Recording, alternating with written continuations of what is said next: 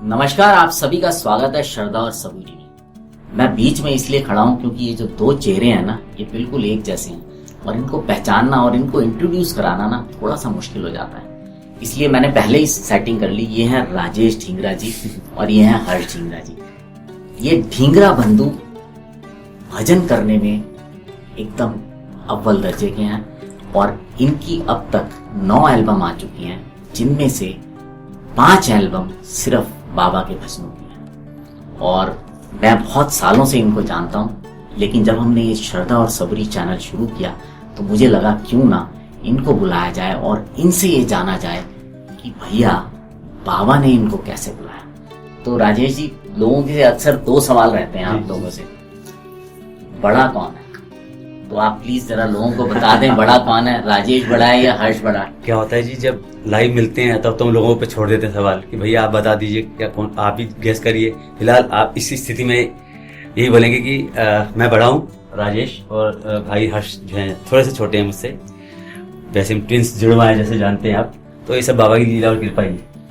अच्छा, अब व्यूअर्स, हम ये समझते हैं कि जो असली चीज है जी, बाबा ने कैसे बुलाया आप लोगों को। मैं आपको बताता हूँ कि जब मैं स्टूडेंट था और मतलब बाबा के बारे में, और ज़्यादा उस टाइम बाबा के बारे में क्या, भगवान की तरफ कोई ध्यान नहीं होता। जैसे नॉर्मल लाइफ जीते हैं, पढ़ाई में घूमना फिरना, ये सब चीज़ें।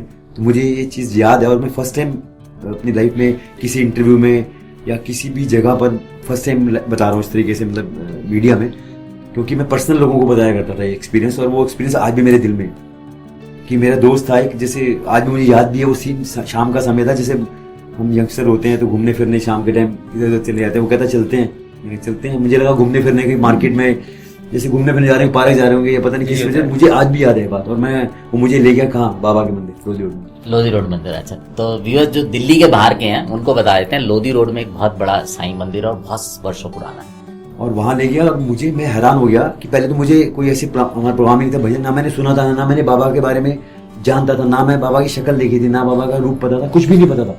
साईं बाबा भी नहीं पता था, ऑनेस्टली बोलूं तो कुछ पता ही नहीं था, बिकॉज कोई इस तरह का ऐसा ध्यान नहीं था। हाँ, ये है कि भगवान को मानते हैं शुरू से और ईश्वर की राह में चलने की कोशिश करते हैं, कोई किसी का बुरा नहीं करना और भला करना है, संस्कार थे। तो जब मैं गया तो मुझे आज भी याद है कि बहुत थोड़े से लोग उस टाइम मंदिर की लाइन में थे और बाबा के बारे में तब इतना लोग नहीं जानते थे, कोई भी नहीं जानता था, बहुत कम मतलब। और जब मैं मंदिर में चढ़ रहा था सीढ़ियाँ, सबसे पहली बात जो उस टाइम मैं स्टूडेंट था, एक मतलब आज तो एक मतलब इतना मैच्योर नहीं होते, लेकिन स्टूडेंट लाइफ में थे। तो मैं ये याद है कि मैं जब चढ़ा तो सीढ़ियों में मैंने बोर्ड देखा राइट में लगा हुआ 11 वचन वाला, मैंने पढ़े थे वचन, वो आज भी याद है।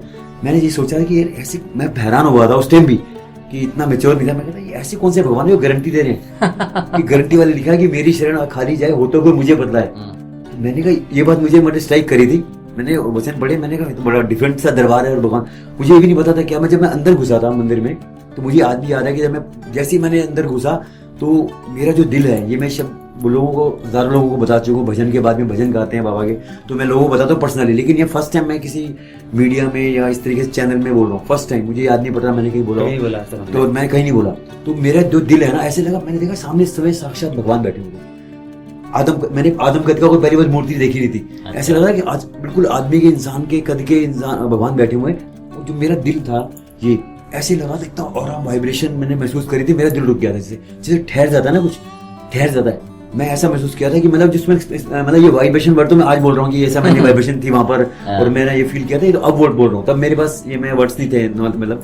तो मैं वो ऐसे रुक गया था, जिससे मैं ऐसा एक विशाल सी शक्ति, पता नहीं मतलब, जबकि मेरे को कनेक्शन नहीं, मैंने भगवान के बारे में, बाबा के बारे में जानता नहीं, मैं गया नहीं, मैंने सुना नहीं, मैंने देखा नहीं, ना मेरा कोई ऐसा कोई भगवान की भक्ति करना वो था। और उसके बाद बाबा की ऐसी लीला हुई कि मैं अपनी जितनी मेरी पॉकेट मनी थी, जो भी स्टूडेंट था मैं सारी पॉकेट मनी बाबा के ऊपर खर्चता था। बाबा के अंगूठी ले आना, बाबा के कड़ा ले आना, बाबा के, आज भी मेरे पास उस पैसे से जो उस टाइम मैंने जो बाबा की चरण फोटो के साथ तांबे का अभी भी बड़ा मेरे मंदिर में। अच्छा हर्ष जी, कौन से सन की बात होगी? अप्रोक्सीमेट 20-25 साल पुरानी बात। 20-25 साल। अच्छा, जब हर्ष जी तो पहुंच गए, इन्होंने तो बता दिया, या आपको कब ले गए? या आप अपने आप पहुंचे? नहीं, मेरे घर से पहले मुझे बाबा ने बुलाया। अच्छा। और ये सच बताऊं, और बाबा की लीलाओं की तो अगर बात करें तो बहुत हमने सोचा भी नहीं था कि बाबा से कभी कहते थे बाबा एक भजन गाने को मिल जाए, एक ये अच्छा, गजल को, हाँ। और बाबा ने इतने भजन हमसे हमें निमित्त बनाया भजनों में, अपने कार्य में, अपने जो बाबा ने की कृपा ही है। और आज तक बाबा हम पर जहाँ जहाँ हमने सोचा भी नहीं था वहाँ बाबा हमें पहुँचा रहे हैं। Yes. और दुनिया के कोने कोने में पहले हमारे परिवार में ये गए जैसे, तो फिर मैं शायद ये मुझे भाई ले गए, ये ले गए। अच्छा। फिर ऐसे एक हमने ये देखा है कि बाबा के जो भक्त हैं उनको बाबा ने जैसा साइंस सिस्टम में कहा भी है, कोई ना कोई जरिया बनता है, कोई दोस्त ले जाता है, कोई मित्र, कोई आपका बंधु ले जाता है, कोई ऐसे ले जाता है। और वो सेम हुआ, फिर मुझे भाई ले गए, फिर हमारे बड़े भैया, ऐसे करते करते सब कुछ एक चेंज चल एक पड़ी। बात होता हूँ आपको बात कि हमने तब साइंस से इतनी बड़ी थी, मुझे ही नहीं पता था हाँ, कौन सा वो ग्रंथ तो कौन सा, हाँ। कुछ नहीं पता था, सिर्फ साइंस पता नहीं कैसे। साइंस सचरित तो मुझे लगता है अभी भी जो लोग कई सालों से हाँ, जा रहे हैं नहीं पता, उन्होंने भी नहीं मैं पढ़ा। बताता हूँ, हुआ क्या पता था, भी नहीं होगा लोगों उसके से। बाद क्या हुआ कि जब मैंने, और शिरडी का नहीं पता था हाँ, हमें नहीं हाँ। पता। जब मैंने एक बार मेरे कजन है उन्होंने बोला, अचानक हम मिले, कह रहे शिरडी का, मैंने शिरडी मुझे ये नहीं पता था शिरडी शिरडी कहाँ दुनिया पे के किस कोने में, हमें नहीं पता था तुम। कि Actually- साउथ में, नॉर्थ में, या पास में, कि दूर है, किस कोने में? तो जब ये बाबा का मन में विचार आया, बड़ा शिरडी चलते हैं, 15 दिन के अंदर, yes, with in 15 days ticket wicket book करके शिरडी में पहुंच पहुंच गए। गए थे। और उसके बाद सचित्र नहीं पढ़ी थी, जब मैंने सचित्र पढ़ी, बाद में इस पे लिखा हुआ था